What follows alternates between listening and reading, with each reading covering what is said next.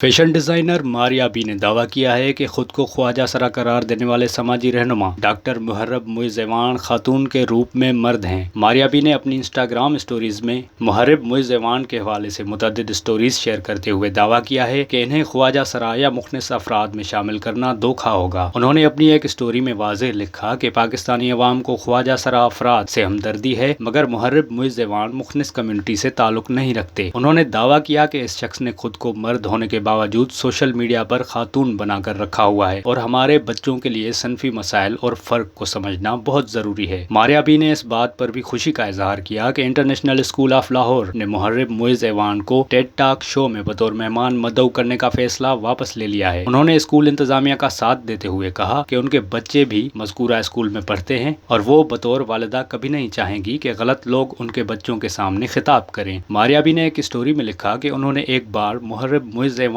की इंस्टाग्राम पर 5 मिनट तक वीडियोस देखी, जिसमें उन्होंने इंतहाई बेहुदा गुफ्तगू की और शराब नोशी समेत दीगर ममनुआ चीज़ों की तशहीर की। डॉक्टर मुहर्रब मुइज़ ऐवान खुद को पाकिस्तान में ट्रांसजेंडर कम्युनिटी के हकूक का अलमबरदार कहती हैं। वो खुद को बतौर खातून ट्रांसजेंडर मुतारिफ करवाती हैं।